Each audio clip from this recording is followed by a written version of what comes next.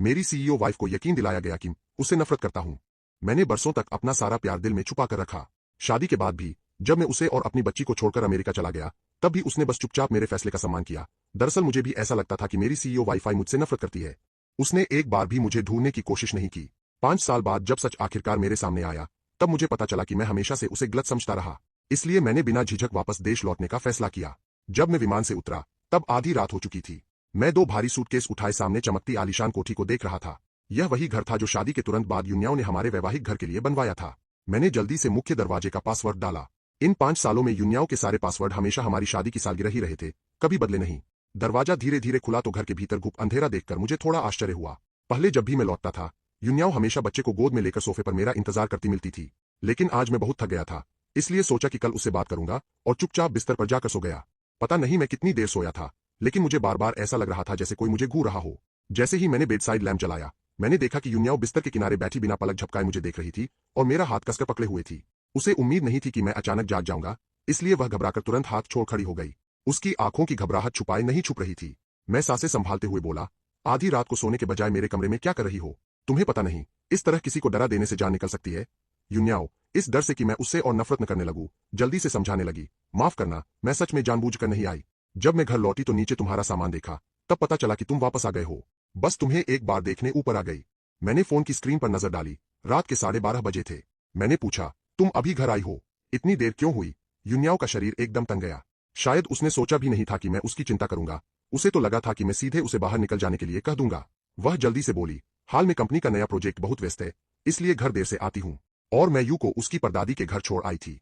अगर तुम पहले बता देते कि लौट रहे हो, तो मैं उसे वापस ले आती। इतना कहते ही उसे एहसास हुआ कि उसकी बात जैसे मुझसे शिकायत करने जैसी लग रही है। उसका चेहरा तुरंत बदल गया और उसने जल्दी से बात सुधारी। मेरा मतलब यह नहीं था कि तुम्हें लौटने से पहले मुझे बताना ही चाहिए। बस अगर तुम पहले कह देते, तो मैं यू को वापस ले आती ताकि वह तुम्हारे साथ रह सके। फिर उसे लगा यह भी ठीक नहीं कहा। मैं उससे कोई खास लगाव नहीं रखता था और गुयू के प्रति भी हमेशा ठंडा ही रहा था, तो यह कहना कि यू मुझे साथ दे शायद बेकार था। इसलिए वह चुपचाप सिर झुकाकर फर्श देखने लगी। मैं उसके चेहरे के बदलते भाव देखकर हंस पड़ा। मैंने कहा, क्या मैं इतना डरावना हूं? फिर आह भरकर बोला, ठीक है, यू कल वापस आ जाएगी। आज बहुत देर हो गई है, तुम भी जल्दी आराम करो। मेरी इस नरमी और दुलार भरी आवाज से युन्याओं सचमुच चौंक गई। शायद उसे उम्मीद नहीं थी कि उसे आराम करने को कहूंगा। वह तुरंत सिर हिलाकर ठीक है बोली और उत्साह में लगभग उल्टे सीधे कदमों से कमरे से बाहर चली गई। मैं पीछे से उसे देखता रहा और मन ही मन सोचता रहा, क्या मैं पहले सच में इतना कठोर था कि युन्याओं मेरे सामने किसी चोर की तरह सहमी रहती है? सोचते सोचते फिर हंसी निकल गई। किसे पता था कि हमेशा ठंडी और दूर रहने वाली युन्याओं भी इतनी प्यारी हो सकती है। मैं पहले यह क्यों नहीं देख पाया? अगली सुबह जैसे ही मैं नीचे आया, मैंने युन्याओं को डाइनिंग टेबल के पास बेहद सीधी मुद्रा में बैठे देखा, पूरी की पूरी एक गृहिणी जैसी।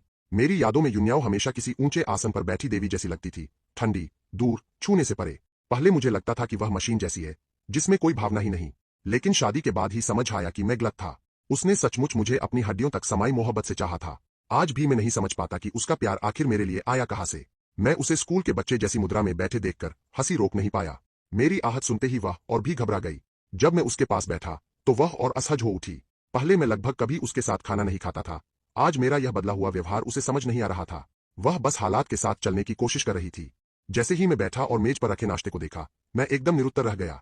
भला सुबह सुबह इतना सारा कौन खाता है? चीनी खाना भी, पश्चिमी खाना भी, पूरा डाइनिंग टेबल भर गया था। युन्याओं ने देखा कि मैं नाश्ते को काफी देर से देख रहा हूं, तो वह समझाने लगी, मुझे डर था कि तुम अभी अभी विदेश से लौटे हो, कहीं तुम्हें यहाँ का नाश्ता सूट न करे। इसलिए मैंने आंटी से दोनों तरह का खाना बनवाया। मैंने कहा, आगे से इतनी परेशानी मत करना, सिर्फ चीनी नाश्ता ही ठीक है। बहुत समय हो गया, मैंने घरेलू खाना नहीं खाया। युन्याओं ने तुरंत हामी भरी, ठीक है, मैं थोड़ी देर में आंटी को बता दूंगी। इतना कहकर भी वह सावधानी से मेरे चेहरे को देखने लगी, जैसे डरती हो कि कहीं फिर कोई गलती हो जाए। जब उसने देखा कि मेरे भाव नहीं बदले, तब जाकर उसने राहत की सांस ली। मैंने चॉपस्टिक उठाई और खाते खाते पूछा, 9 बज चुके हैं, आज तुम ऑफिस नहीं जाओगी?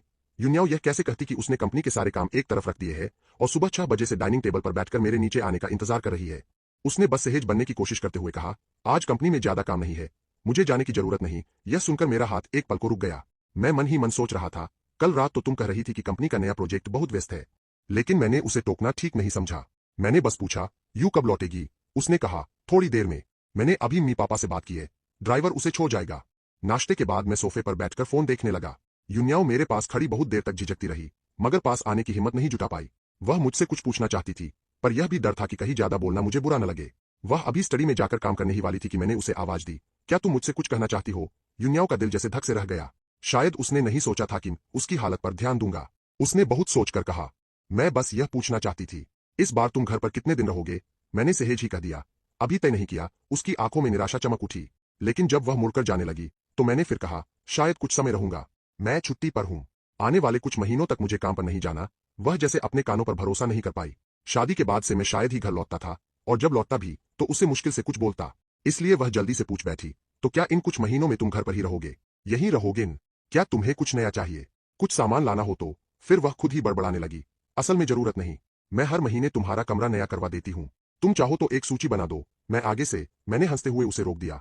बस बस बस, इतनी जटिल बात मत बनाओ। मैं अभी बहुत आराम से रहा हूं। मुझे किसी चीज की चिंता नहीं। तब जाकर उसे एहसास हुआ कि वह फिर बहुत ज्यादा बोल गई है। वह मन ही मन खुद कोसने लगी कि मेरे मामले में आते ही उसका दिमाग उलझ जाता है। वह अभी माफी मांगने वाली ही थी कि बाहर से कार के इंजन की आवाज आई। उसके बाद तेज तेज भागते कदमों की ध्वनि और एक खुश आवाज, पापा, पापा। क्या पापा वापस आ गए? यह सुनते ही मैं तुरंत उठकर दरवाजे की ओर गया। हॉल में पहुंचते ही मैंने एक नन्ही सी आकृति को अपनी ओर भागते देखा। यूं मेरे सामने आकर रुक गई। उसे याद था कि उसके पापा कभी उसे ज्यादा पसंद नहीं करते थे। जन्म के बाद से उसने मुझे बहुत कम देखा था, और जब भी देखा था कुछ ही देर के लिए। मैंने उसे कभी गोद भी नहीं लिया था, इसलिए वह हिम्मत करके सीधे मुझसे लिपटने की हिम्मत नहीं कर पाई। हमारी नजरें मिली तो उसने डरते डरते पूछा, पापा, क्या आप इस बार भी कुछ दिन रहकर फिर चले जाएंगे? इतना कहकर उसने सिर झुका लिया। उसकी बड़ी आंखों में आंसू चमकने लगे, और अगले ही पल वे मोतियों जैसे नीचे गिरने लगे। मैं तो यह दृश्य देखकर हक्का बक्का रह गया। अभी एक पल पहले तो वह खुशी से उछल रही थी, और अगले ही पल रोने लगी। इस मामले में गुयू सचमुच अपनी मां पर गई थी। पीछे खड़ी युन्याओ मुस्कान रोक रही थी। शायद वह मन में सोच रही थी, यह नहीं बच्ची सच में जानती है कि पापा का दिल कैसे पिघलाना है। मैं थोड़ा अकड़ते हुए आगे बढ़ा और उसके छोटे से सिर पर हाथ फेरा। यू रो मत, ठीक है? इस बार पापा लौटे हैं तो अब नहीं जाएंगे। मैं हमेशा तुम्हारे और मी के साथ रहूंगा, ठीक? यह सुनते ही युन्याओ और नी बच्ची दोनों सन रह गए। बच्ची के मन में बस यही घूम रहा था, पापा कह रहे हैं कि वे मेरे और मी के साथ रहेंगे। लेकिन युन्याओ सिर झुकाकर सोच रही थी, मेरे पति अचानक इतने बदल कैसे गए? इसकी वजह क्या है? क्या वह पहले हमें मनाना चाहते हैं ताकि बाद में आसानी से चले जाए? यह सोचकर उसकी आंखें तुरंत भर आईं। उसका पूरा चेहरा बुझ गया, और फिर उसने कुछ कहे बिना सीढ़ियां चढ़ लीं। मैं उसकी पीठ देखता रह गया, बिल्कुल उलझन में। मन में सोचने लगा, लगता है वह फिर नाराज हो गई। लेकिन मैंने तो कुछ किया ही नहीं। आखिर उसे हुआ क्या है? औरतों के मन सच में समझना मुश्किल है। फिर मैंने सोचा कि अभी सबसे जरूरी बात यू के साथ अपने रिश्ते को सुधारना है। युन्याओ से तो मैं रात में बात कर लूंगा। मैंने यू का स्कूल बैग उतारकर सोफे पर रखा और नरमी से कहा, पापा इस बार तुम्हारे लिए खिलौना लाए हैं। देखना चाहोगी कि क्या है? गुयू की आंखें तुरंत चमक उठीं। हाँ, हाँ। क्या तोहफा है? पापा, आपने पहली बार मुझे कोई गिफ्ट दिया है। चाहे कुछ भी हो, अगर पापा ने दिया है तो मुझे बहुत पसंद आएगा। उसकी बात सुनकर मेरा दिल कसक उठा और अपराध बोध से भर गया। मैंने एक बार फिर बीते 3 सालों के बारे में सोचा और महसूस किया कि मैं कितना गलत था। अब से मुझे यू को बहुत प्यार देना होगा। मैं उसे गोद में उठाकर बेडरूम में ले गया, सूटकेस से एक बड़ा डिब्बा निकाला और उसके हाथ में दिया। उसे देखते ही वह खुशी से उछल पड़ी। बारबी डॉल, यह तो मेरी सबसे पसंदीदा है। धन्यवाद पापा, आप सच में सबसे अच्छे हो। इतना कहकर उसने झुकर मेरे गाल पर मीठा सा एक चुंबन दे दिया। मैं एकदम ठिठक गया। यह एहसास मेरे लिए नया भी था और बहुत गर्माहट से भरा भी। मैंने भी सिर झुकाकर उस नन्ही बच्ची के गोल गोल गाल पर चूम लिया। उसकी मुस्कान वहीं जम गई, कान तुरंत लाल हो गए, जैसे उनमें से खून टपक पड़ेगा। मैं उसकी और लाल होती शक्ल देखकर हंसकर पूछ बैठा, क्या पापा तुम्हें नीचे खेलने ले जाए? साथ चले? वह तुरंत बोली, हाँ, हाँ, हाँ। मैंने पूरा सुबह का समय उस नन्ही बच्ची के साथ खेलते हुए बिताया। जब चेन माँ दोपहर का खाना बनाने आई तो मुझे देखकर कुछ देर के लिए स्तब्ध रह गई। खाना खाते समय मैंने गुयू को अपनी बाहों में उठाकर बिठाया और एक एक कौर खिलाने लगा। सच तो यह था कि वह अब खुद खाना खा सकती थी, लेकिन वह चाहती थी कि मैं उसे खिलाऊं, क्योंकि उसे अपने पापा बहुत पसंद थे। सामने बैठी युन्याओ यह सब देख रही थी। मेरा पूरा ध्यान यू पर था, जबकि वह इतने समय से यहाँ बैठी थी और मैंने ठीक से उसकी तरफ देखा तक नहीं था। उसने यू को ठंडी निगाह से देखा। छोटी सी बच्ची जो अभी तक पापा से खिलाए जाने का आनंद ले रही थी, अचानक उसे लगा कि हवा ठंडी हो गई है। उसने सिर घुमाकर देखा तो उसकी माँ उसे ठंडी निगाहों से देख रही थी। वह डर गई, उसके बदन पर रोंगटे खड़े हो गए। वह जल्दी से बोली, पापा, मैं खुद खा सकती हूँ।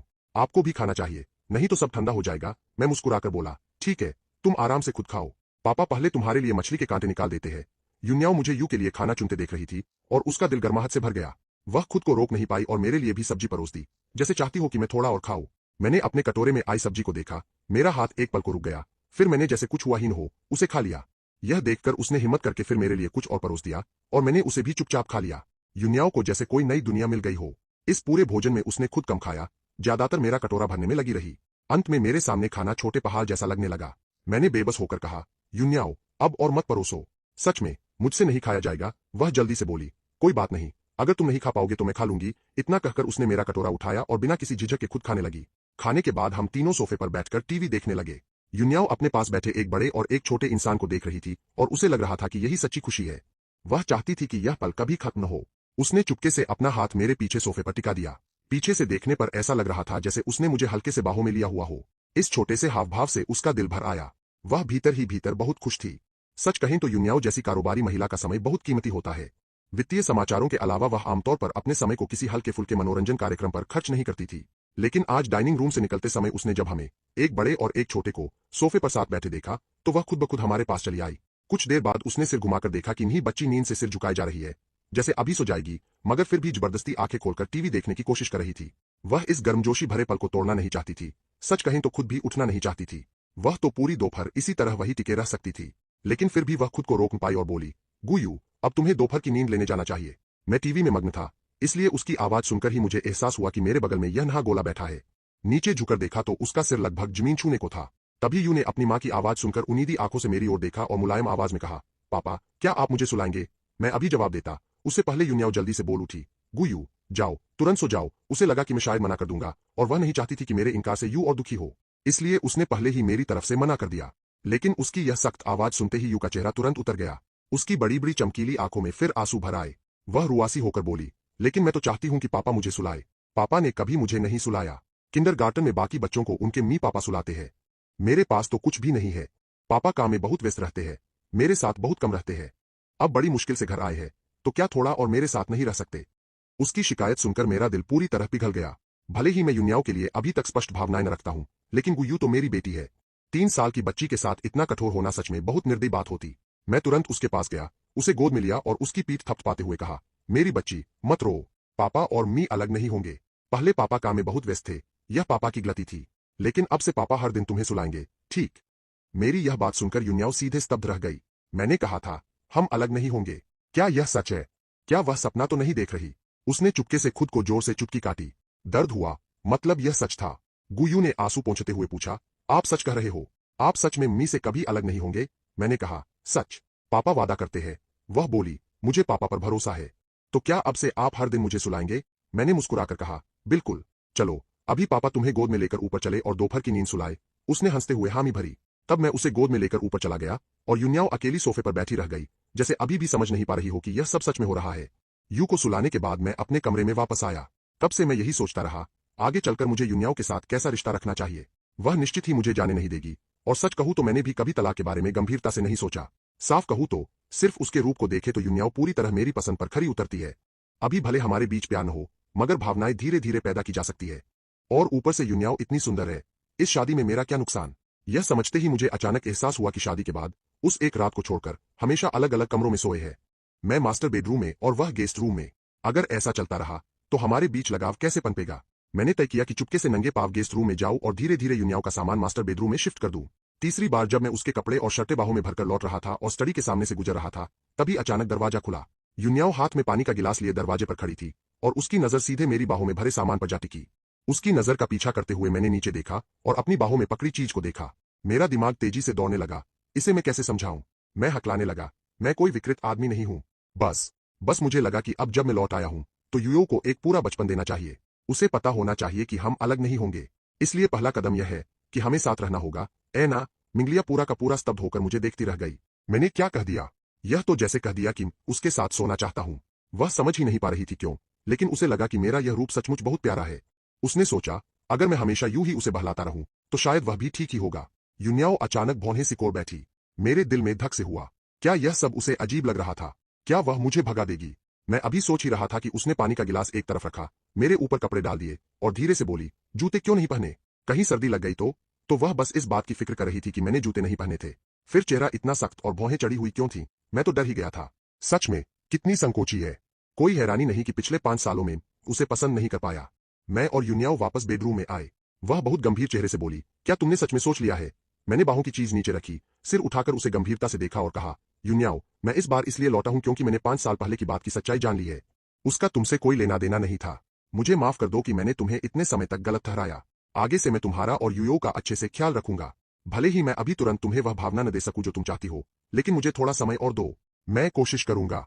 क्या यह ठीक है? मेरे इतना कहते ही युन्याओ ने अचानक मुझे गले लगा लिया और कांपती, रुंधी आवाज में बोली, धन्यवाद, गुचेन। धन्यवाद कि तुमने मुझे एक और मौका देने का फैसला किया। यूनियाओ का पूरा शरीर हल्का हल्का कांप रहा था। मैंने धीरे से उसकी पीठ थपथपाकर उसे दिलासा दिया। वह कुछ देर मेरे कंधे पर चुपचाप टिकी रही, फिर सिर उठाकर नरमी से बोली, थोड़ी देर में चेन माँ को सामान शिफ्ट करने के लिए बुला लेते हैं। तुम अभी ठीक से आराम करो, मुझे कुछ काम है। मैंने ठीक है कहा, फिर उसकी गर्दन में बाहें डालकर उसके होठों के कोने पर हल्के से एक चुंबन रख दिया। यूनियाओ की सांसें एकदम तेज हो गईं। जैसे ही मैं हटने लगा, उसने हाथ बढ़ाकर मेरे सिर के पीछे थाम लिया और मुझे फिर से चूम लिया। इस बार पूरी तरह पहल उसी ने संभाल ली। पता नहीं कितनी देर तक हम चूमते रहे। जब मेरी सांस लगभग अटकने लगी, तब उसने मुझे छोड़ा। उसकी आंखें नरमी से भरी थीं। उसने अंगूठे से मेरे होंठ पोंछे और भर्राई आवाज में कहा, मैं पहले काम निपटा लूं। मैं चुंबन से हाफ रहा था, बड़ी बड़ी आंखों से उसे देखता हुआ बस सिर हिला सका। यूनियाओ के जाने के बाद ही मुझे एहसास हुआ कि मैंने अभी क्या कर दिया। मेरा चेहरा तुरंत लाल हो गया। मैं सचमुच आगे बढ़कर उसे चूम बैठा था। कहीं उसे मैं बहुत घटिया तो नहीं लगा, लेकिन उसके होंठ सच में बहुत मुलायम थे और उसे चूमना बहुत अच्छा लगा। पर उसकी किस करने की कला इतनी पकी हुई कैसे थी?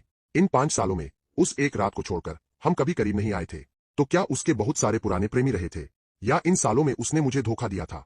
जितना सोचता गया उतना ही दिल घुटता गया। समझ नहीं पा रहा था कि आखिर तकलीफ किस बात की है। बस यह सोचते ही कि यूनियाओ शायद किसी और आदमी के करीब रही होगी, मेरा खून खौल उठा। मैं झटके से कंबल हटाकर उससे साफ साफ पूछने जाने ही वाला था कि तभी फोन अचानक बज उठा। मैंने उठाकर देखा, यह मेरे अच्छे भाई बेजे का कॉल था। फोन पर उसकी नरम आवाज आई, भाई चेन, तुम कब लौटे? वापस आकर मुझे बताया भी नहीं। उसकी आवाज सुनते ही मैं यूनियाओ से सवाल करने वाली बात भूल गया और हंसते हुए बोला, मैं कल रात ही घर पहुंचा हूं, अभी तुम्हें बताने का मौका नहीं मिला। अभी फुर्सत है, पुराने ठिकाने पर मिलते हैं। उसने तुरंत कहा, जरूर, मैं अभी निकलता हूं, थोड़ी देर में मिलते हैं। कॉल कटने के बाद मैं थोड़ा तैयार होकर बाहर निकलने लगा। स्टडी के पास से गुजरते हुए पल भर को सोचा कि क्या यूनियाओ को बता दूं, लेकिन उसकी उस कथित समृद्ध प्रेम कहानी का ख्याल आते ही मेरा गुस्सा फिर चढ़ गया और मैं सीधे दरवाजा पटकर निकल गया। मैं गाड़ी चलाकर उस बारबेक्यू स्टॉल पर पहुंचा जहां मैं कॉलेज के दिनों से जाता आया था। वहां का बारबेक्यू लाजवाब था। हर बार देश लौटकर मैं बेजे को वही घसीट लाता था। अंदर घुसते ही मेरी नजर खिड़की के पास बैठे बेजे पर पड़ी।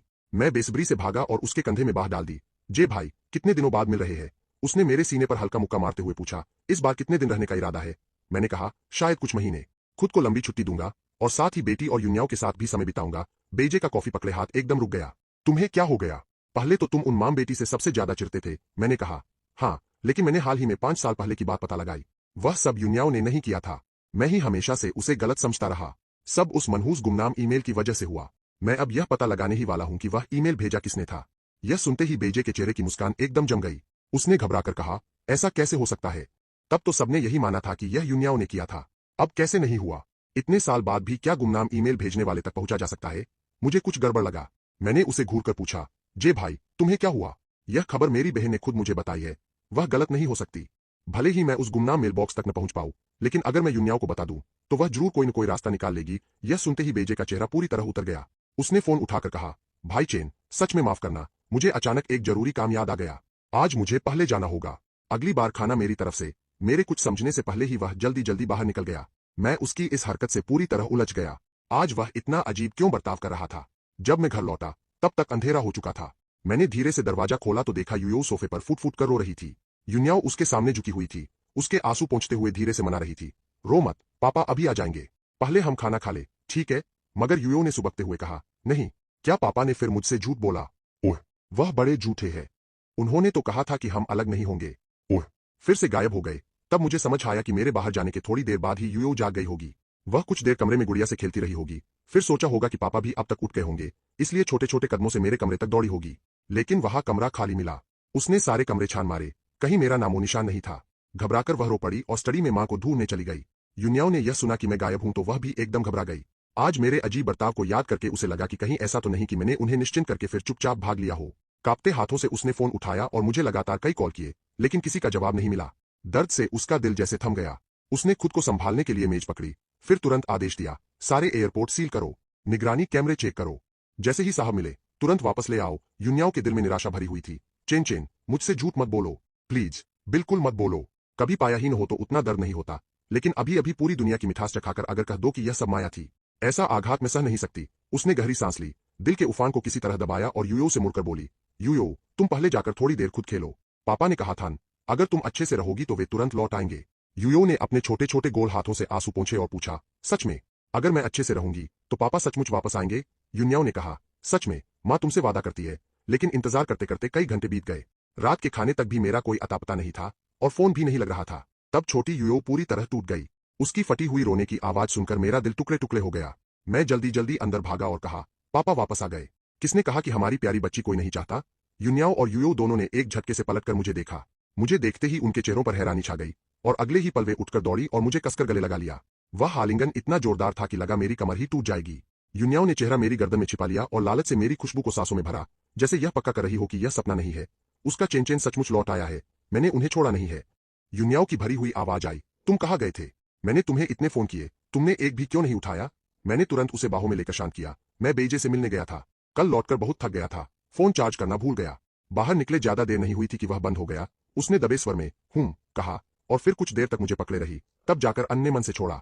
जैसे ही युन्याओ पीछे हटी, छोटी बच्ची फौरन दौड़कर मेरी टांगों से लिपट गई और रोते रोते शिकायत की, पापा आप इतनी देर से क्यों लौटे? मुझे लगा आप फिर मुझे नहीं चाहेंगे। मैं झुककर उसके सामने बैठ गया, उसकी आंखों में देखकर गंभीरता से कहा, बेटा पापा ने कहा था कि मैं नहीं जाऊंगा तो सच में नहीं जाऊंगा। पापा पर भरोसा करो, ठीक है? यूयो ने जोर से सिर हिलाया, आगे बढ़कर खुद मुझे गले लगा लिया। मैंने उसकी पीठ थपथपाते हुए कहा, अच्छा अब बहुत देर हो गई है, चलो पहले खाना खाते हैं। हम तीनों ने साथ खाना खाया। फिर मैं और युन्याओ छोटी बच्ची के साथ कुछ देर ब्लॉक से खेले और उसे नहलाकर सुलाने की तैयारी करने लगे। लेकिन वह शर्माकर बोली, नहीं पापा मैं खुद नहा सकती हूँ। माँ ने कहा है कि लड़के और लड़कियां यूं छूते नहीं। मैंने कहा, लेकिन मैं तुम्हारा पापा हूँ, मैं तो तुम्हें नहला सकता हूँ। यह कहते हुए मैं उसे ऊपर ले जाने ही वाला था कि यूयो जिद पर अड़ गई। युन्याओ ने भी मुझे उसे नहलाने नहीं दिया। उसने यूयो को अपनी तरफ खींचते हुए कहा, मैं उसे नहला देती हूँ, तुम बाद में बस उसे सुला देना। मैं उन दोनों मां बेटी के आगे हार गया और सिर हिलाकर रसोई में उसके लिए गर्म दूध बनाने चला गया। यूयो के नहा लेने के बाद मैंने उसे सोने से पहले कहानी सुनाई और सुला दिया। उसके सो जाने पर मेरी आंखें घूमी और मैं तुरंत उठकर नीचे गया, एक कप गुनगुना पानी भरा और स्टडी में काम कर रही युन्याओ के लिए ले गया। मैंने धीरे से दरवाजा खटखटाया, अंदर से उसकी नरम गहरी आवाज आई, अंदर आइए। मैं गिलास लेकर भीतर गया। उसकी वह आवाज सुनकर तो जैसे मेरी हड्डियां तक ढीली पड़ गईं। मुझे देखकर युन्याओ साफ तौर पर चौंकी, फिर उठकर तेज कदमों से आई, मेरे हाथ से गिलास लिया और उसी बहाने मुझे बाहों में भर लिया। उसने पूछा, तुम यहाँ कैसे? मैंने कहा, तुम्हारे लिए पानी लाया हूँ, बहुत देर तक काम मत करना, मुझे तुमसे एक बात भी पूछनी है। उसने कहा, पूछो। युन्याओ यह कहते हुए मुझे पकड़कर सोफे तक ले गई। मैंने बहुत सावधानी से कहा, युन्याओ अब जब हमने तय कर लिया है कि हम एक सामान्य पति पत्नी की तरह रहेंगे, तो क्या हमें एक दूसरे को थोड़ा और गहराई से नहीं जाना चाहिए? मैंने उससे पूछा, मेरे पहले तुम्हारे कितने बॉयफ्रेंड रहे हैं? युन्याओ एकदम ऐसे चौंक गई जैसे किसी बिल्ली की पूंछ पर पैर पड़ गया हो। वह घबराकर सफाई देने लगी, मेरे कोई नहीं थे, शुरू से आखिर तक सिर्फ तुम ही थे। मैंने आंखें सिकोड़कर उसे परखा, उसके चेहरे पर सच्चाई थी, भावों में घबराहट थी और वह झूठ बोलती हुई नहीं लग रही थी।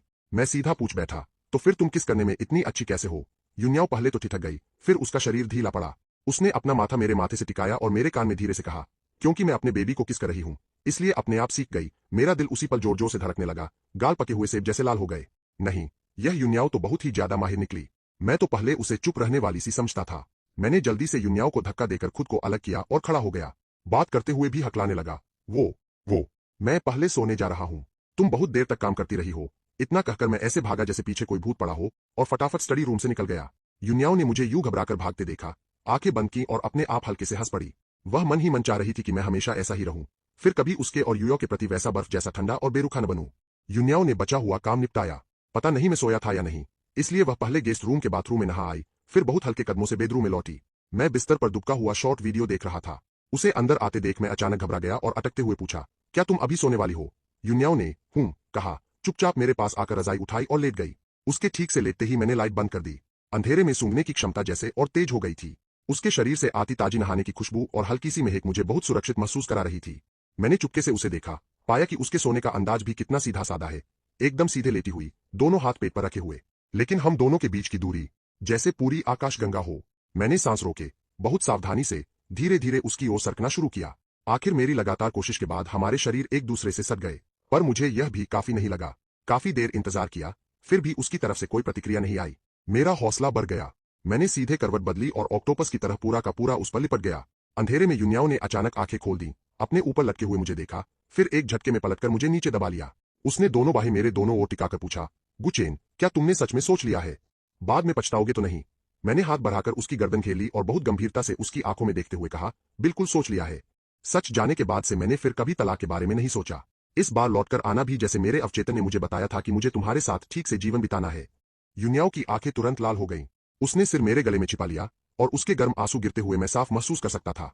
मैंने हाथ बढ़ाकर उसके बालों को धीरे धीरे सहलाया और उसे शांत किया। जब उसका मन थोड़ा संभला तो वह उठी और मेरी आंखों में गहराई से देखते हुए बोली, क्या मैं अच्छी तरह समझ गया कि वह क्या पूछ रही है।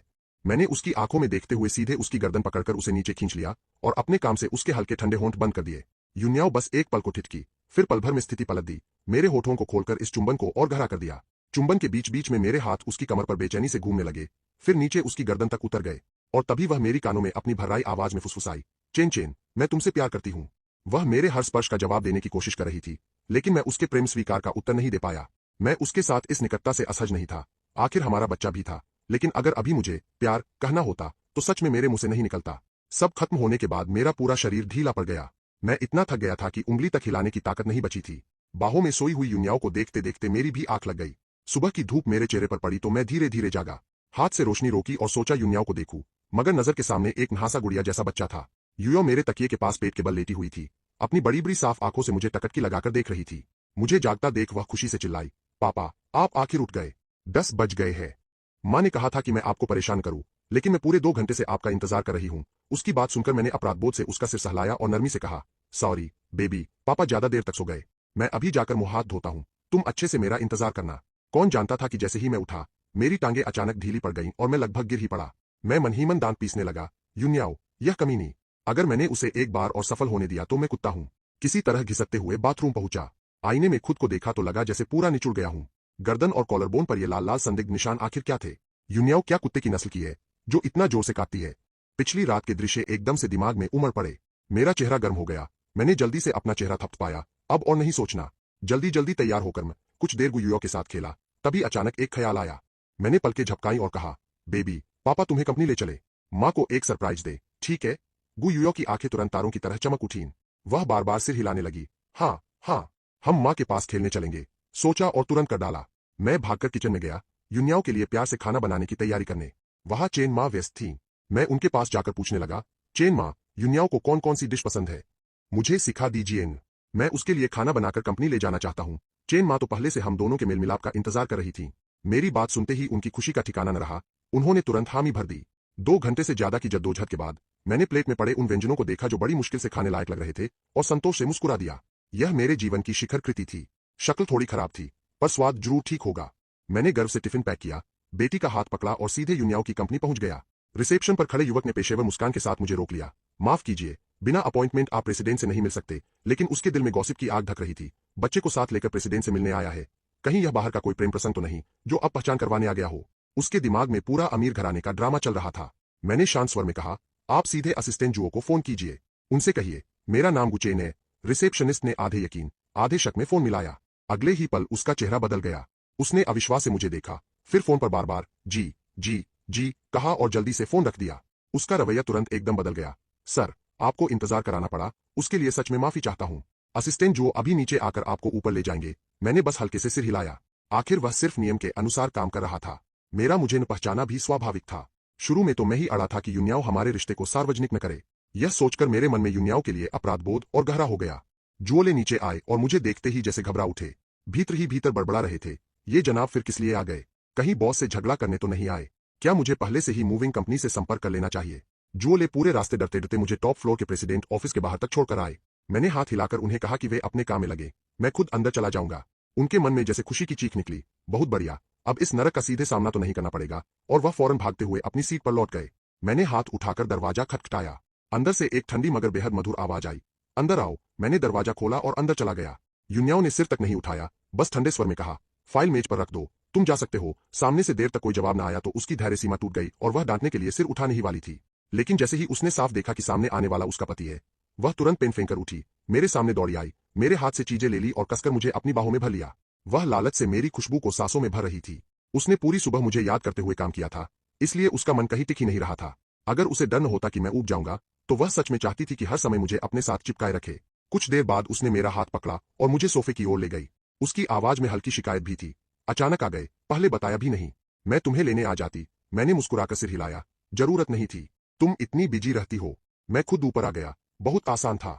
युन्याओ अचानक रुक गई, मुड़ी और फिर एक बार मुझे अपनी बाहों में खींच लिया। उसकी गर्म सांसें मेरे कान के पास छू रही थीं। उसकी धीमी कोमल आवाज मानो जादू से भरी थी, चेन चेन, दुनिया की कोई भी बात तुमसे ज्यादा अहम नहीं है। मैं मान गया। उसकी इस एक बात ने मुझे पूरी तरह पिघला दिया। दिल मीठा सा हो गया और मैंने भी उसे कसकर बाहों में भर लिया। उधर छोटा सा बच्चा, जिसे पूरी तरह नजरअंदाज कर दिया गया था और ऊपर से सामने खुल्लम खुल्ला प्यार भी दिखाया जा रहा था, चेहरे पर सवाल लिए खड़ा था, मैं कौन हूं, कहां हूं और यहां क्या कर रही हूं? थोड़ी देर चुप रहने के बाद वह अपने छोटे छोटे पैरों से खुद ही सामने वाले सोफे पर चढ़कर जाकर बैठ गई। मैंने यूनियाओ का हाथ पकड़कर उसे सोफे पर बिठाया, फिर जैसे कोई खजाना दिखा रहा हो वैसा अंदाज बनाकर टिफिन उसकी ओर बढ़ा दिया। यह मैंने अभी अभी तुम्हारे लिए बनाया है, चक्कर देखो, स्वाद कैसा है। यूनियाओ ऐसे दिखी मानो उसे अचानक बहुत दुलार मिल गया हो। उसने बहुत सावधानी से डिब्बा खोला और भीतर वे काले काले से ढेले नुमा पकवान दिखाई दिए। यह देखकर मेरा चेहरा लाल हो गया और मैं जल्दी से समझाने लगा, तुम इसकी शक्ल मत देखना, थोड़ी बदसूरत लग रही है, लेकिन मैंने खुद चखा है, स्वाद ठीक है, खाने लायक है, फिक्र मत करो, बिल्कुल जहरीला नहीं है। लेकिन यूनियाओ ने बस मुझे लाल भरी नजर से देखा, उसकी आंखों की मुस्कान जैसे छलक पड़ने को थी।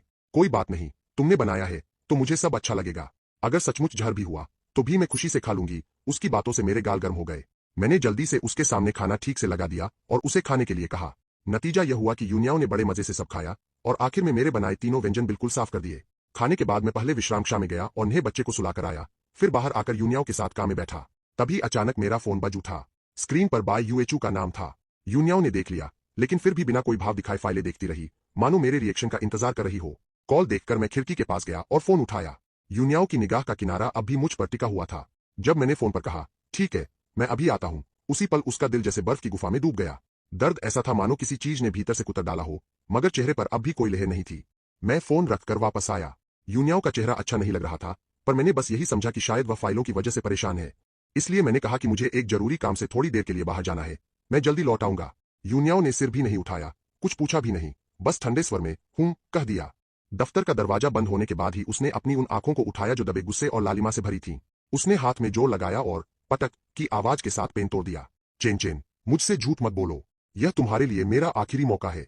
अगर मुझे पता चला कि इन दिनों की सारी मिठास सिर्फ तुम्हारा अभिनय थी, तो सच में मुझे नहीं पता मैं क्या कर बैठूंगी। मैंने यूनियाओ से सच इसलिए नहीं कहा क्योंकि मुझे डर था कि वह बेवजह तरह तरह की बातें सोचने लगेगी।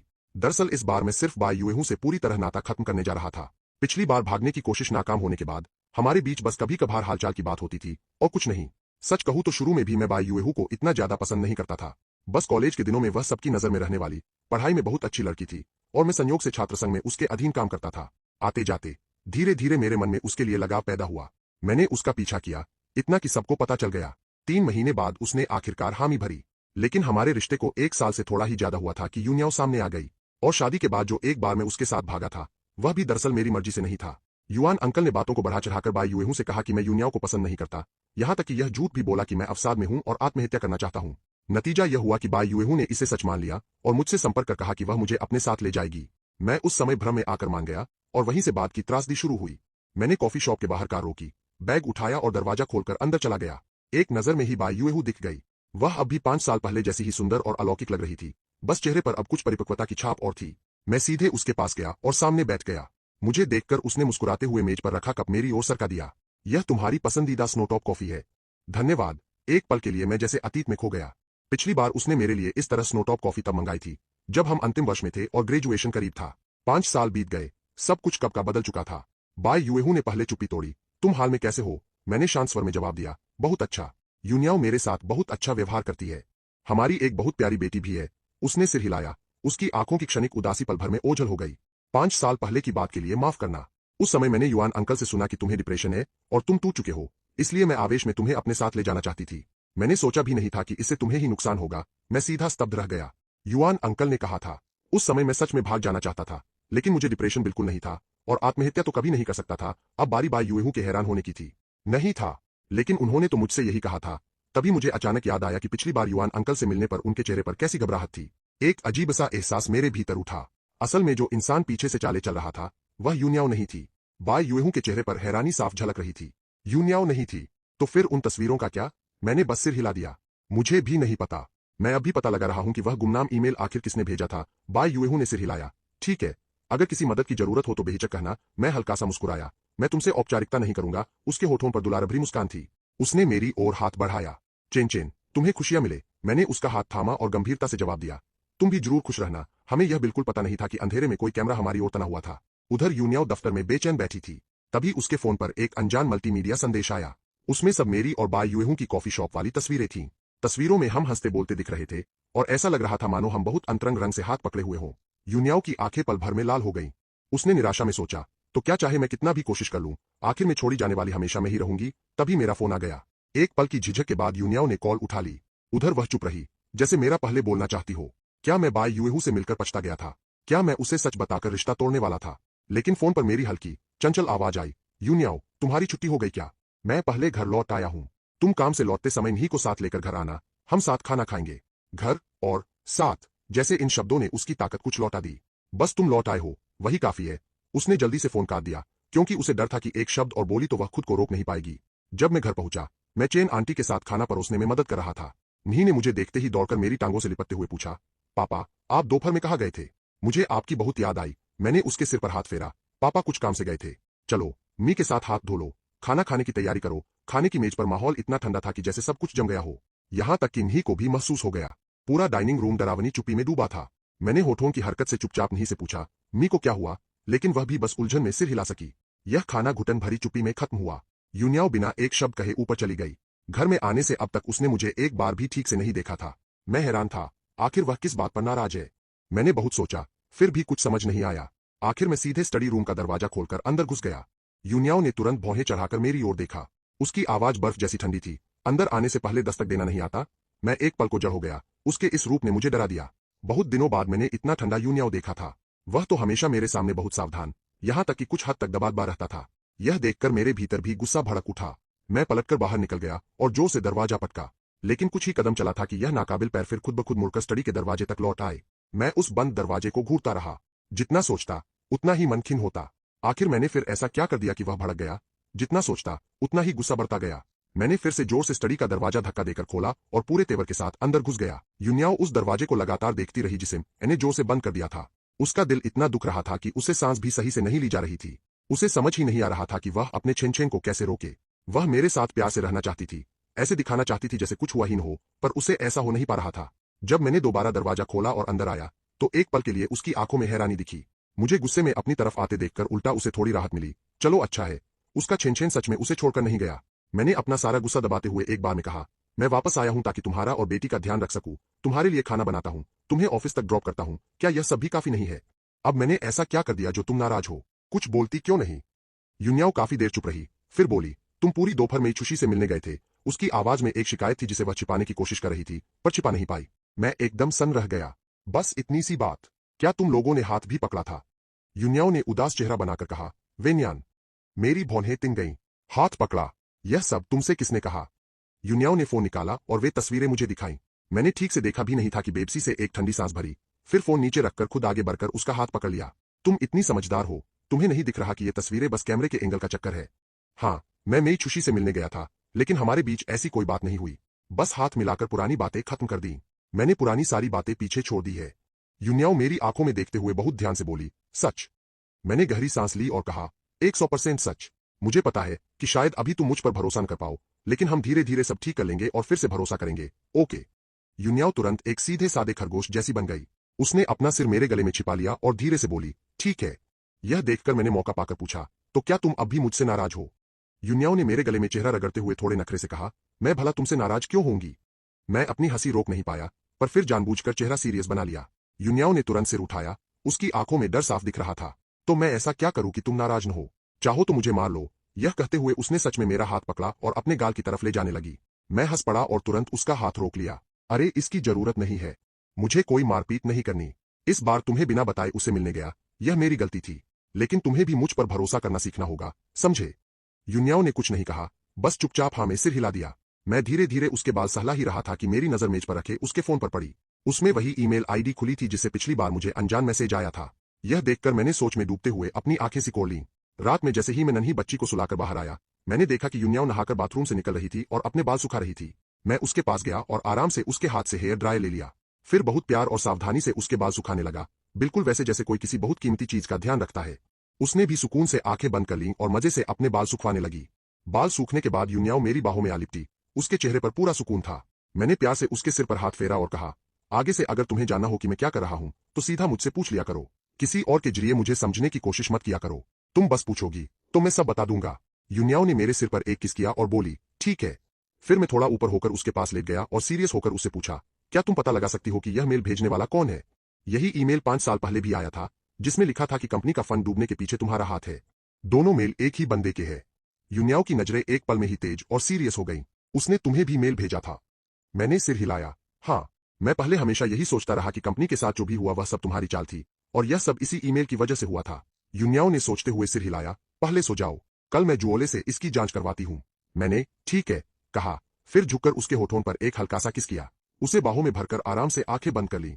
मुझे खुद भी पता नहीं चला कि अब मैं युन्याओ पर कितना डिपेंड होने लगा हूँ, यहाँ तक कि उसके और भी करीब जाना चाहता हूँ। उसे देखते ही मन करता है कि बस उसे गले लगा लूं या अपनी गोद में उठा लूं। अगले दिन मैं सुबह सुबह ही उठ गया। आज मुझे अपनी प्यारी योयो को किंडरगार्टन छोड़ने जाना था, यह बात मैं भूला नहीं था।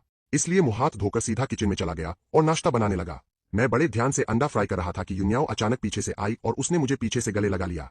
उसके दोनों हाथ मेरे पेट पर थे और सिर मेरे कंधे पर टिका हुआ था। उसकी गर्म सांसें मेरे कान के पास आ रही थीं, जिससे मुझे गुदगुदी हो रही थी।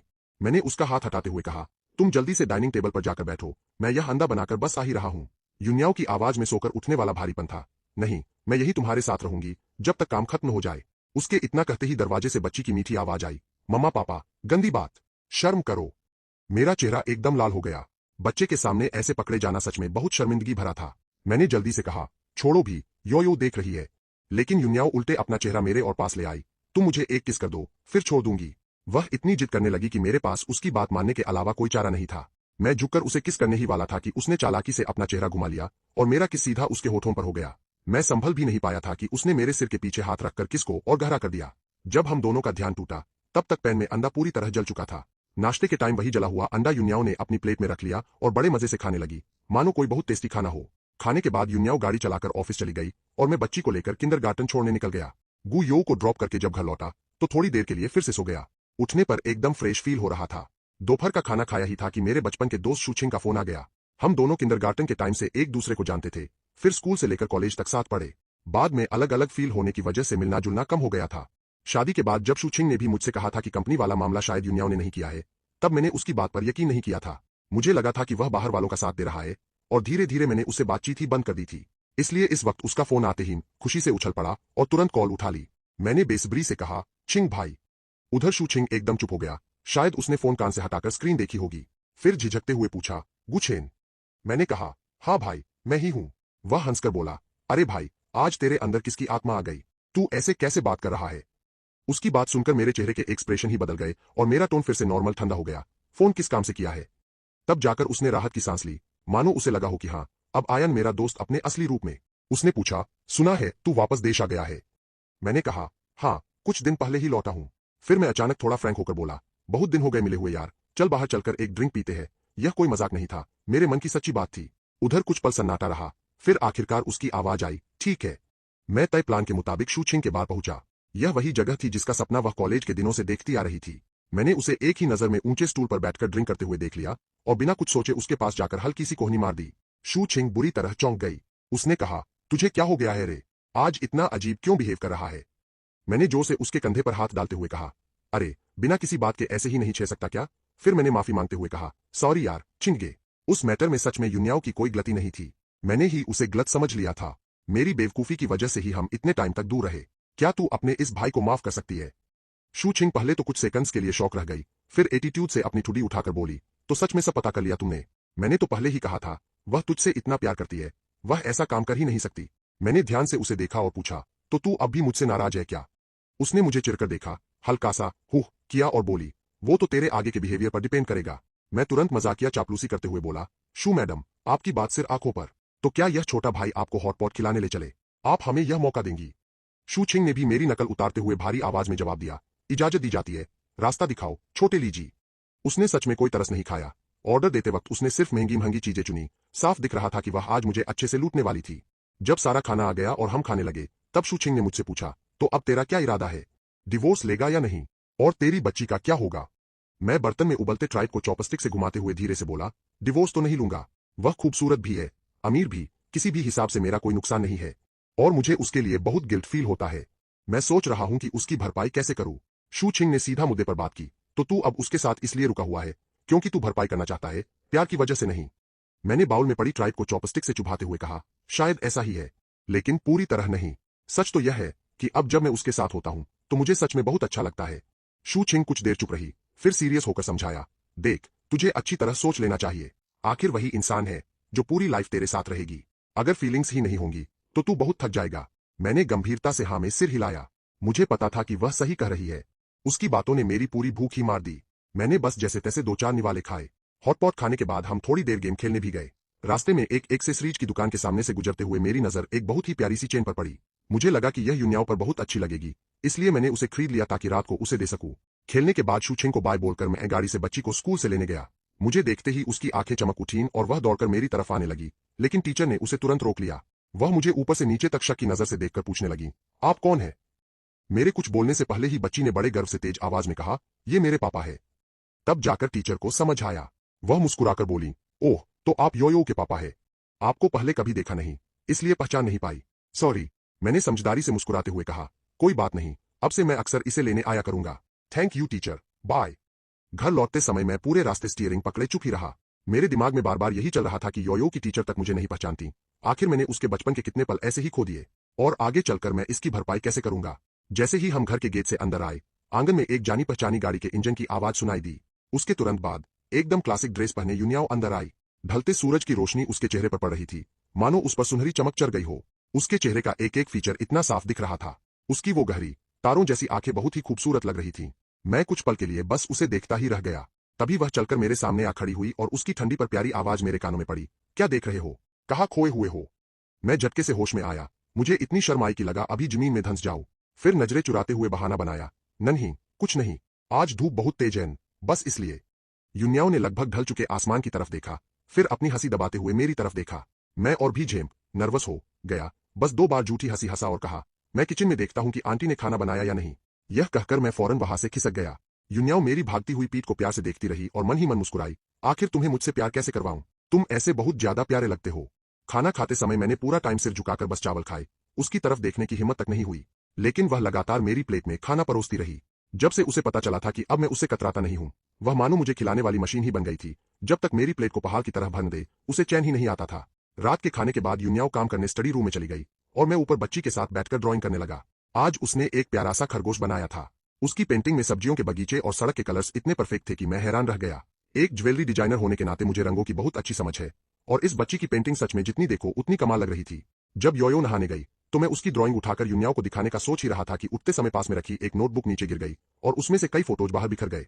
मैंने उन्हें उठाकर देखा, वे सब हम तीनों के फैमिली फोटोज थे। पहली तस्वीर देखते ही मैं वही रुक गया।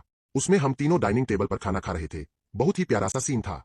लेकिन मुझे याद आया, वह तो उन गिनी चुनी बारों में से एक था जब मैं विदेश से वापस आया था और फ्लाइट पकड़ने की जल्दी में बस घर पर यूं ही कुछ खाकर निकल गया था।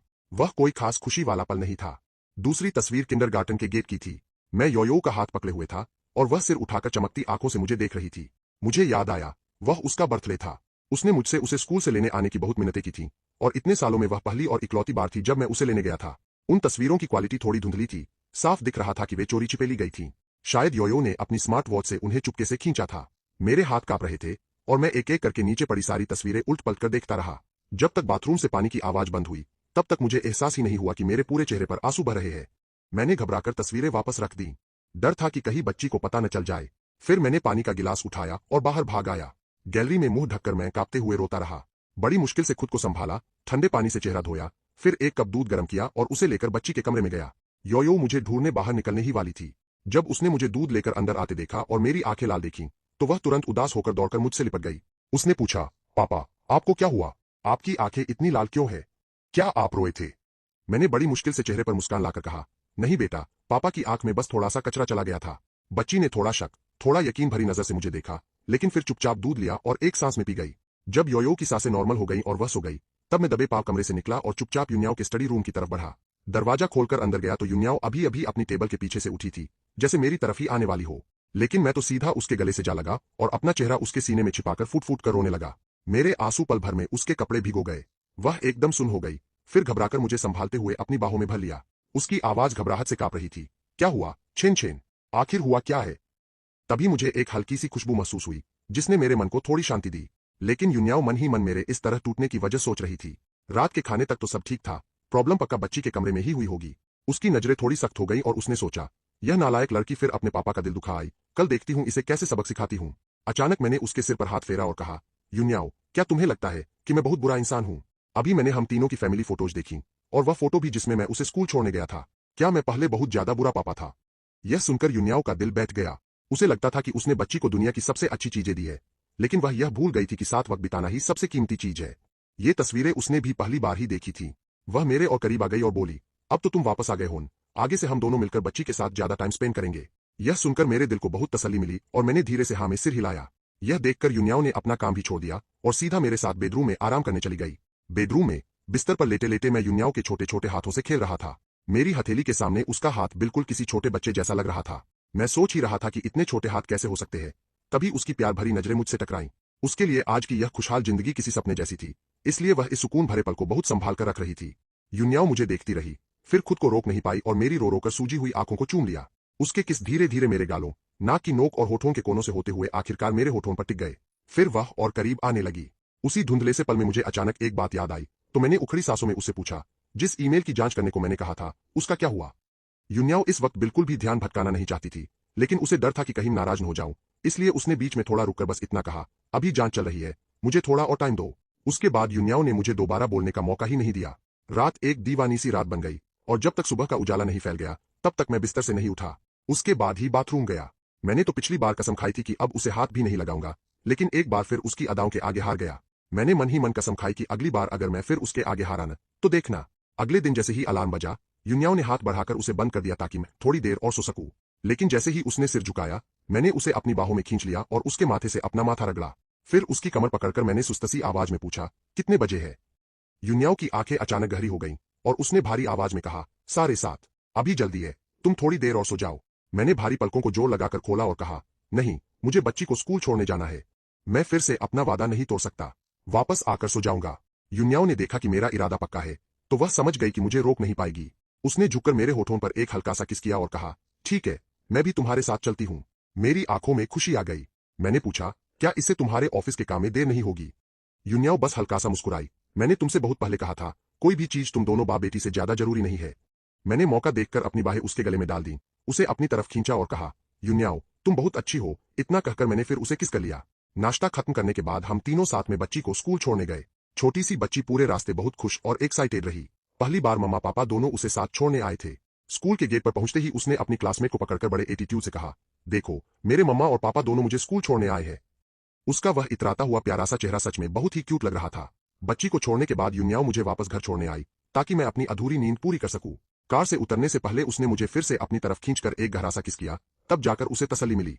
मैं अपने गर्म होते होठों को हाथ से ढकता हुआ घबराकर घर की तरफ भागा। युन्याओं मेरी घबराई हुई पीठ को देखती रही और उसका दिल प्यार से भर आया। कंपनी जाते वक्त ड्राइवर शीशे से चुपके चुपके युन्याओं को देख रहा था। उसने देखा कि पूरे रास्ते उसके चेहरे पर एक हल्की सी मुस्कान बनी हुई थी, जबकि आम दिनों में तो वह बिल्कुल बर्फ जैसी ठंडी, बिना किसी एक्सप्रेशन वाली कड़क बॉस रहती थी। ड्राइवर मन ही मन हैरान हो गया कि साहब का जादू तो सच में कमाल का है। उधर मैं अभी बेड पर लेटा ही था कि फोन की घंटी बज उठी। कॉल मेरे मैनेजर चेन जी का था। मैंने चिढ़कर कहा, कोई बहुत जरूरी बात होगी तभी फोन किया होगा, उम्मीद है। उधर से चेन जी एक्साइटमेंट में चिल्ला पड़ा, अरे भाई, कल रात के शो के लिए तेरे डिजाइन किए हुए गहने सिलेक्ट हो गए हैं। अगर यह शो हो गया तो तेरी पहचान इंडस्ट्री में एक लेवल और ऊपर चली जाएगी। मैं झटके से उठकर बैठ गया। नींद एक सेकंड में उड़ गई, पर चेहरे पर थोड़ी हैरानी थी। लेकिन पहले तो कहा गया था कि मुझे बाहर कर दिया गया है। उसने जल्दी जल्दी समझाया, असल में पहले तेरा सिलेक्शन नहीं हुआ था, लेकिन जो डिजाइनर सिलेक्ट हुआ था उस पर कॉपी करने का आरोप लग गया, तो उसे लास्ट मोमेंट पर हटा दिया गया। आयोजकों को एक ही नजर में तेरा डिजाइन कॉन्सेप्ट पसंद आ गया। वह शो की थीम से पूरी तरह मैच कर रहा है, इसलिए अब बात पक्की है। मैंने भौहें सिकोड़ते हुए कहा, लेकिन मैंने तो कुछ भी तैयारी नहीं की है, और मैंने तो तुझसे कहा भी था कि अगले कुछ महीनों तक मैं कोई काम नहीं करूंगा। उधर चेन जी परेशान होकर बोला, मुझे सब पता है भाई, लेकिन यह तेरी इतने सालों बाद कमबैक करने की लड़ाई है। तू अभी तुरंत अपना सामान पैक कर और एयरपोर्ट के लिए निकल, तब जाकर कल रात के शो तक टाइम पर पहुंच पाएगा। अगर तुझे घर लौटने की ज्यादा जल्दी है तो शो खत्म होते ही परसों सुबह की फ्लाइट से वापस आ जाना। मैंने अपने होंठ दबाए, थोड़ी देर सोच में पड़ा और आखिरकार हाँ कह दिया। ठीक है, यह कहकर मैं फुर्ती से बेड से उतरा, फटाफट कुछ कपड़े सूटकेस में ठूसे और सीधा एयरपोर्ट के लिए निकल पड़ा। चेन जी ने 2 घंटे बाद की ही फ्लाइट बुक की थी। एयरपोर्ट जाते हुए पूरे रास्ते में पागलों की तरह युन्याओं को कॉल मिलाता रहा, लेकिन उधर से कोई रिस्पॉन्स ही नहीं आ रहा था। मेरी हालत ऐसी हो रही थी जैसे बिना पानी के मछली तड़पती है। प्लेन में बैठते ही फोन बंद करना पड़ता, और अगर वह मुझसे कांटेक्ट न कर पाती तो मैं सच में पागल हो जाता। उसी वक्त युन्याओं एक बहुत ही सीरियस और टेंशन भरी मीटिंग में बैठी थी। इस बार कंपनी का प्रॉफिट इतिहास में सबसे निचले स्तर पर चला गया था, जिसकी वजह से बड़े बड़े अफसरों की डर के मारे सांसें अटकी हुई थीं। ऊपर से युन्याओं का फोन भी इत्तेफाक से साइलेंट पर था और जुओ लेके पास रखा हुआ था। जब तक मैं सिक्योरिटी चेक पार करके बोर्डिंग तक पहुंचा, तब तक भी मेरी बात नहीं हो पाई थी। मेरे पास जुओ ले का नंबर भी नहीं था। यह सब सोच सोचकर मेरी घबराहट और बेचैनी बढ़ती ही जा रही थी। एफ देश पहुंचते पहुंचते पूरा एक दिन बीत चुका था। मुझे डर लग रहा था कि कहीं युन्याओं मुझे न पाकर फिर से उल्टी सीधी बातें न सोचने लगे, इसलिए मैंने जल्दी से उसे सफाई देते हुए एक मैसेज भेज दिया, पर मुझे पता नहीं था कि वह उस पर भरोसा करेगी भी या नहीं। बड़ी मुश्किल से तो हम दोनों के बीच थोड़ा भरोसा बनना शुरू हुआ था और मुझे डर था कि कहीं वह फिर से टूटकर बिखर न जाए। युनियाओ ने 3 घंटे बाद अपना फोन हाथ में लिया। वह थकान के मारे अपनी कुर्सी पर ढसी गई थी कि तभी जुओले हाथ में फोन लिए घबराई हुई अंदर आई। उसके चेहरे पर साफ झिझक दिख रही थी। उसने कहा, बॉस, अभी अभी सर ने आपको लगातार 12 कॉल किए थे। युनियाओ ने झटके से उसके हाथ से फोन छीन लिया। उसकी नजर इतनी खतरनाक थी मानो अभी किसी की जान ले लेगी। आगे से अगर फिर कभी ऐसी लापरवाही हुई तो सीधा अपना सामान पैक करना और निकल जाना यहां से। जुओले मन ही मन चीख उठी, नियम तो आपने ही बनाया था कि मीटिंग के दौरान फोन साइलेंट रहेगा और कोई कॉल अटेंड नहीं की जाएगी, और अब उल्टा मुझे ही लापरवाही का ताना दे रही है। क्या जालिम बॉस है। लेकिन युनियाओ के पास अपने असिस्टेंट की शिकायतों पर ध्यान देने का बिल्कुल टाइम नहीं था। उसने हड़बड़ी में मुझे बैक कॉल किया, पर बार बार ट्राई करने पर भी वही ठंडी सी आवाज आती, फोन बंद है। उसकी आंखों में घबराहट साफ दिखने लगी। तभी उसकी नजर स्क्रीन पर अचानक आए मेरे वीचैट मैसेज पर पड़ी। स्क्रीन पर मेरा भेजा हुआ लंबा सा मैसेज था। अचानक एफ देश आना पड़ गया, जल्दी जल्दी में तुम्हें सामने से बता नहीं पाया। तुम्हारा फोन भी नहीं लग रहा था। मैं कल सुबह लैंड होकर तुमसे आराम से बात करता हूँ। रात को याद से बच्ची को स्कूल से पिक कर लेना और उसे बता देना कि मैं 3 दिन बाद उसके लिए गिफ्ट लेकर घर वापस आऊंगा। मैसेज के एंड में एक प्यारा सा खरगोश दिल उछालता हुआ इमोजी भी बना था। लेकिन युनियाओ को राहत मिलने के बजाय ऐसा लगा जैसे सिर पर बर्फ का ठंडा पानी गिर गया हो। उसके मन में बस उदासी छा गई। क्या आखिरकार मैं उसे रोक नहीं पाई? इतने दिनों तक करीब रहने के बाद भी क्या वह मुझसे ऊब गया? क्या उसने फिर से मुझे छोड़कर जाने का रास्ता चुन लिया? क्या उसने मुझे फिर अकेला छोड़ दिया? पास खड़ी जुओले ने देखा कि उसकी बॉस का चेहरा एकदम पीला और सफेद पड़ गया है, तो वह घबराकर बोली, बॉस, बॉस, आप ठीक तो है ना? युनियाओ जैसे झटके से होश में आई। उसकी आंखें लाल थीं और वह जुओले को घूरते हुए सख्त आवाज में बोली, बाहर जाओ। जुओले का चेहरा भी डर के मारे सफेद पड़ गया और वह भागती हुई केबिन से बाहर निकल गई। मन ही मन वह गुस्से में कोस रही थी कि जरूर फिर वही आदमी वजह होगा। बॉस उसके मामले में आते ही पूरी तरह पागल हो जाती है। समझ नहीं आता उस आदमी ने कौन सा जादू कर रखा है। युनियाओ ने खुद को मीटिंग रूम में बंद कर लिया और पूरा दिन वही काट दिया। बीच में उसने बस ड्राइवर को मैसेज करके बच्ची को स्कूल से लाने के लिए भेज दिया। रात के 9 बजे तक वह वहीं अड़ी रही। फिर वह सुन पड़े पैरों को घसीटते हुए शीशे की बड़ी सी खिड़की के पास जाकर खड़ी हो गई और बाहर फैली सुनसान रात को देखने लगी। सड़क पर गाड़ियों की लाइट्स जलबुझ रही थीं, पर इतने बड़े शहर में भी जैसे उसके लिए जरा सी जगह नहीं बची थी। जब वह बुरी तरह टूटकर घर पहुंची तो रात के 10 से ज्यादा बज चुके थे।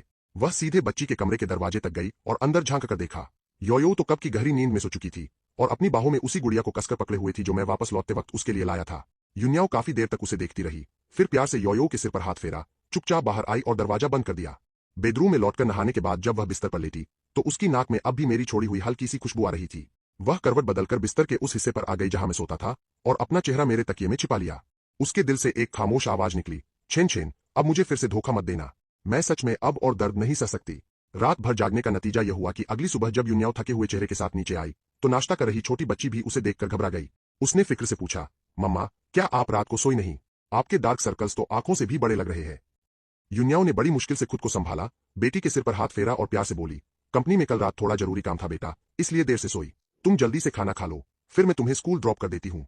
योयो ने चुपचाप सिर हिलाया, फिर अपनी बड़ी बड़ी आंखें मटकाते हुए पूछा, तो पापा कहाँ है? क्या पापा कल घर नहीं आए? यह सुनते ही युनियाओ की आंखों की चमक गायब हो गई। उसके चेहरे पर एक उदासी मुस्कान आ गई। पापा काम से बाहर गए हैं। उन्होंने कहा है कि तुम अच्छे से रहना, जरा भी शैतानी मत करना, लौटकर तुम्हारे लिए नया खिलौना लाएंगे। छोटी बच्ची की आंखें तुरंत चमक उठीं। सच? वाह, मैं वादा करती हूँ कि मम्मा की बात बिल्कुल अच्छे से मानूंगी। बेटी के खुश चेहरे को देखकर युनियाओ बस एक फीकी सी मुस्कान दे पाई, जबकि अंदर से उसका मन एकदम खाली हो चुका था। वह खुद भी नहीं जानती थी कि यह बात सच है या नहीं। वह बस इतना कर सकती थी कि बेटी के साथ मिलकर उसके वापस लौटने का इंतजार करे। योयो को ड्रॉप करने के बाद युनियाओ ने गाड़ी कंपनी की तरफ मोड़ी ही नहीं, बल्कि सीधे एक्सीलेटर पर पैर दबाया और बाहर पहुंच गई। मैनेजर ने बड़ी इज्जत के साथ उसे एक प्राइवेट रूम में बैठाया। जब उसकी दोस्त शेन सी को पता चला और वह भागती हुई पहुंची, तब तक टेबल पर 2 बोतलें खाली हो चुकी थीं। शेन फैमिली राजधानी के सबसे बड़े घरानों में भले यून फैमिली जितनी अमीर न हो, पर नामी रईसों में गिनी जाती थी। और शेन सी तो वैसे भी पार्टी और घूमने फिरने की शौकीन थी, इसलिए उसने खुद का ही एक बार खोल रखा था। कमरे में आते ही वह बोली, अरे भाई, आज कौन सी हवा तुम्हें यहाँ ले आई? आम दिनों में कितनी बार भी बुलाओ, तुम आती नहीं हो, और आज सुबह सुबह आकर पी रही हो। मैनेजर मुझे बताता नहीं तो मुझे पता भी नहीं चलता। लेकिन युनियाओ ने बस ठंडी नजर से उसकी तरफ देखा और एक शब्द भी नहीं बोली। शेन सी ने भी उसकी इस बेरुखी की परवाह नहीं की, आराम से बैठ गई और बोली, बताओ तो सही, ऐसी कौन सी आफत आ गई जो सुबह सुबह गम में डूबकर शराब पीने लगी हो? युनियाओ बस अपने गिलास में शराब डालती और एक के बाद एक पीती जा रही थी, मानो सामने उसकी दोस्त बैठी ही न हो। शेन सी ने भी ज्यादा भाव नहीं दिया। उसने अपने लिए भी एक बोतल खोली और साथ में पीते हुए कहा, मैं अंदाजा लगाऊं, जो तुम्हारी जैसी कड़क औरत को दिनदहाड़े पीकर टुल होने पर मजबूर कर दे, वह तुम्हारे घर वाला छोटा मालिक ही हो सकता है, और कौन? यह सुनकर युनियाओ का हाथ वहीं रुक गया। उसने उसकी तरफ देखा, पर चुप ही रही। शेन सी की भौहें तन गईं। वह तुरंत एक्साइटेड हो गई, अरे, क्या सच में मैंने सही पकड़ा? सच में वही है। युनियाओ की आवाज बर्फ जैसी ठंडी थी, तुम्हें उसे जीजाजी कहना चाहिए।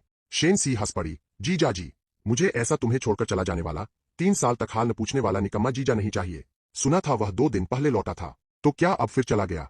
हर बार उसके जाते ही तुम्हारी यही मरी मरी हालत हो जाती है। नहीं, इस बार तो और बुरा है। पहले बस थोड़ा बहुत पीती थी, अब तो खुद को मार डालने जितना पी रही हो। युन्याओं ने हाथ में पकड़े गिलास को हल्का सा हिलाया। उसकी आवाज बहुत भारी थी। इस बार वह लौटा तो बहुत बदल गया था। मेरा और बच्चे का ध्यान रख रहा था।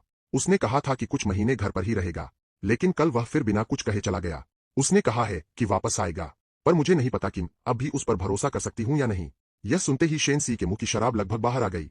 वह 2-3 बार खांसकर संभली और बोली, क्या बात कर रही हो यार? ऐसी बकवास पर भी तुम यकीन कर लेती हो? अगर वह सच में भरोसेमंद होता ना, तो सुअर भी पैर पर चढ़ जाते। लेकिन युन्याओं ने धीमी और टूटी हुई आवाज में कहा, फिर भी मैं उस पर एक बार और भरोसा करना चाहती हूँ। उसने जो कहा, मैं बस उसी बात पर यकीन करना चाहती हूँ। इस बार शेन सी सचमुच चुप हो गई। उसकी नजरें युन्याओं पर ऐसे टिक गई मानो किसी बेवकूफ को देख रही हो। उनकी पूरी फ्रेंड ग्रुप की सारी समझदारी जैसे उसी ने और एक दूसरी लड़कीली यूएवे ने मिट्टी में मिला दी थी। दोनों प्यार में पूरी तरह अंधी थीं। टेबल पर दोनों के बीच सन्नाटा छा गया। बस शराब की बोतलें खाली होती रहीं। युन्याओं सोच रही थी कि मैं उससे प्यार कैसे करूं, और शेन सी सोच रही थी कि वह युन्याओं को मेरे जैसे बंदे के चक्कर से पूरी तरह बाहर कैसे निकाले। जब उसे दोबारा होश आया, तब तक युन्याओं टेबल की सारी शराब खत्म कर चुकी थी। उसने एक दिन से ज्यादा टाइम से कुछ खाया नहीं था और खाली पेट ही पीती जा रही थी। अब वह सोफे पर दोहरी होकर गिर गई थी। पेट के भयानक दर्द से उसका चेहरा सफेद पड़ चुका था और माथे से ठंडा पसीना बह रहा था। यह देखकर शेन सी बुरी तरह घबरा गई। उसने हाथ की बोतल फेंकी और दौड़कर उसके पास पहुंची। उसे पकड़कर झकझोरते हुए वह लगभग चीख पड़ी, दीदी, तुम्हें क्या हुआ? तुम ठीक तो हो ना? प्लीज मुझे डराओ मत। पेट के मरोड़ देने वाले दर्द ने युन्याओं को एक शब्द तक बोलने नहीं दिया। यह देखकर शेन सी घबराहट में 120 पर कॉल करने लगी और मैनेजर को भी चिल्लाकर मदद के लिए बुलाया। इस अफरातफरी के बाद बेहोश हो चुकी युन्याओं को अस्पताल ले जाया गया और ड्रिप चढ़ाई गई। शेन सी बेड के सामने खड़ी उसकी कागज जैसी सफेद सूरत को देखती रही और एक लंबी सांस भरकर बोली, अरे यार, तुम आखिर यह सब किस लिए कर रही हो? वह ज्यादा देर तक देखभाल भी नहीं कर पाई थी कि उसका फोन बजने लगा। शेन सी ने स्क्रीन पर पति लिखा देखा, चिरकर मुंह बनाया, फिर बिस्तर पर अधमरी सी पड़ी युन्याओं को देखकर सारा गुस्सा मेरे सिर मर दिया और बिना सोचे समझे कॉल काट दी। लगातार कई कॉल कटने पर मैं परेशान हो गया। युन्याओं तो ऐसी इंसान नहीं थी जो देर तक सोती रहे। दोपहर हो चुकी थी, फिर भी वह फोन क्यों नहीं उठा रही थी? शो के लिए गाड़ी में बैठने के बाद मैंने उसे मैसेज भेजा, युन्याओं, क्या कर रही हो? मैंने तुम्हें कई बार कॉल किया, तुम उठा क्यों नहीं रही? अगर सब ठीक रहा तो मैं कल ही घर लौट आऊंगा। घर पर अच्छे से मेरा इंतजार करना। शेन सी ने यह मैसेज देखा तो उसका गुस्सा और भड़क उठा। युन्याओं की यह हालत तुमने कर दी और तुम उधर मजे कर रहे हो। गुस्से में आकर उसने मेरे भेजे सारे मैसेज साफ साफ डिलीट कर दिए। तभी युन्याओं की पलकें फड़फड़ाईं और उसने धीरे धीरे आंखें खोली। सफेद छत को देखते हुए उसका दिमाग कुछ सेकंड तक ब्लैंक रहा। फिर उसे समझ आया कि वह खुद को पी पी कर अस्पताल पहुंचा चुकी है। उसने मुश्किल से सिर घुमाकर पास खड़ी शेन सी की तरफ देखा। शेन सी ने भी उसे जागते देखा तो झट उसके पास आ गई। दीदी, आप जाग गई? कहीं और तकलीफ तो नहीं हो रही? आपने तो मुझे डरा ही दिया था। इतने टाइम से कुछ खाया पिया नहीं, ऊपर से सीधे शराब पी ली। क्या आपको अपनी जान की कोई परवाह नहीं है? युन्याओं ने उसकी बातों पर ध्यान नहीं दिया और कमजोर आवाज में पूछा, शेन शेन ने मुझे फोन किया था क्या? अपने ही हाथों डिलीट किए गए कॉल और मैसेज याद आते ही शेन सी की नजरें डगमगा गईं। वह झिझकते हुए बोली, नहीं तो? वह स्वार्थी आदमी तुम्हें क्यों याद करेगा? पता नहीं अभी कहाँ ऐश कर रहा होगा। युन्याओं की आंखों में अभी अभी जली उम्मीद की छोटी सी किरण भी तुरंत बुझ गई। उसके होठों पर एक दर्द भरी मुस्कान आ गई। जैसा सोचा था, उसने मुझे फिर से अकेला छोड़ दिया। वह तो शुरू से लेकर आखिर तक झूठा है। क्या प्यार करने की कोशिश? क्या जल्दी वापस आऊंगा? सब बकवास था। यह कहकर युन्याओं ने थककर आंखें बंद कर लीं। उसकी आवाज इतनी बुझी हुई थी कि सुनकर डर लग जाए। तुम अभी बाहर जाओ, मैं बहुत थक गई हूँ, थोड़ी देर अकेली रहना चाहती हूँ। युन्याओं की यह टूटी हुई हालत देखकर शेन सी के मन में थोड़ी उधेड़बुन चली कि सच बता दे या नहीं, लेकिन वह यह भी चाहती थी कि युन्याओं मेरे जैसे सिरदर्द से हमेशा के लिए पीछा छुड़ा ले। आखिर उसने दांत भींचकर कहा, ठीक है, मैं निकलती हूँ। दोपहर में जुओले आपके लिए खाना भेज देगा। अब फिर से खाना मत छोड़ना। आखिरी बार बेड पर आंखें बंद किए पड़ी युन्याओं को देखकर वह गहरी सांस भरती हुई बाहर निकल गई। कमरे का दरवाजा बंद होते ही युन्याओं ने अचानक आंखें खोल दी और खिड़की के बाहर आती धूप को घूरने लगी। वह उजली ठंडी रोशनी उसके ऊपर पड़ रही थी, लेकिन उसे ऐसा लग रहा था मानो वह किसी बर्फीली खाई में गिर गई हो। उसमें जरासी भी गर्माहट नहीं बची थी। रात को शो खत्म होने के बाद जब मुझे इतने बिजी शेड्यूल के बीच थोड़ी सांस लेने की फुर्सत मिली, तब मैंने अपना फोन देखा, पर युन्याओं की तरफ से न कोई मैसेज था, न कोई कॉल। मैं हैरानी में अपना सिर खुजलाने लगा। कल घर से निकलने के बाद से ही उसने मुझसे कोई बात नहीं की थी। दिल में एक अजीब सा डर बैठने लगा। मैंने तुरंत अपने मैनेजर को ढूंढकर बेचैनी से पूछा, क्या आगे कोई ऐसा इवेंट है जिसमें मेरा खुद होना जरूरी हो? उसने थोड़ा सोचकर जवाब दिया, बाकी तो बस औपचारिकता वाले इवेंट्स है। अगर तुम्हें कोई जरूरी काम है तो मैं तुम्हारी तरफ से संभाल लूंगा। मैं बेचैनी में छटपटा उठा, तो मैं पहले निकल रहा हूं। घर पर कुछ बहुत जरूरी काम है। आयोजकों को तुम संभाल लेना। मेरे लिए सबसे जल्दी वाली वापसी की फ्लाइट बुक कर दो। बात पूरी भी नहीं हुई थी कि ऐसे भागा जैसे पीछे कोई भूत पड़ा हो। मेरा मैनेजर बस मुझे भागते हुए देखता रह गया, फिर लाचार होकर आयोजकों से बात करने चला गया। एयरपोर्ट जाते वक्त मैं सोचता रहा कि युन्याओं को फिर से कॉल करूं या नहीं, लेकिन इतने सारे कॉल्स और मैसेजेस का कोई जवाब न मिलने पर मुझे लगा कि वह शायद मुझसे फिर से बिना बताए चले जाने पर बहुत नाराज है। अब फिर से कॉल करता भी तो शायद कोई फायदा नहीं होता। आखिरकार मैंने डिसाइड किया कि सीधे घर लौटकर सामने से ही उसे मनाऊंगा। यून्याओ मुझसे इतना प्यार करती है, उसे मनाना तो आसान ही होगा।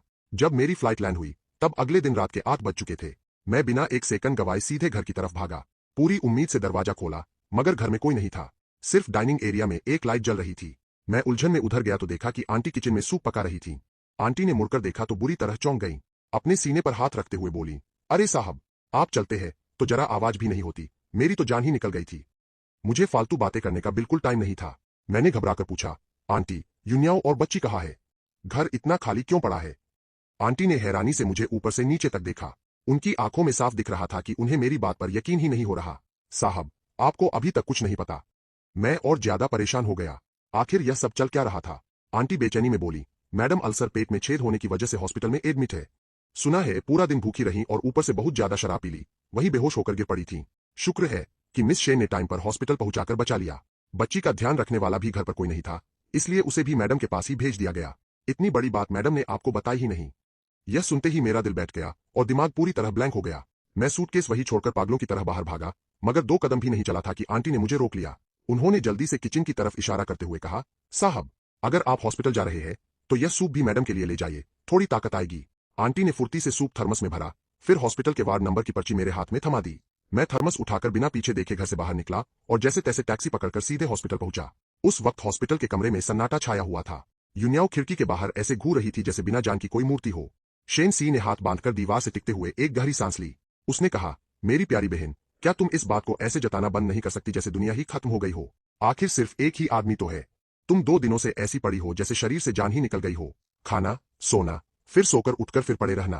कंपनी डूबे या बचे, तुम्हें कोई फर्क ही नहीं पड़ रहा। पूरे दिन में 3 शब्द भी नहीं बोलती हो। आखिर तुम चाहती क्या हो? यून्याओ ने अपनी पलकें तक नहीं झपकाई।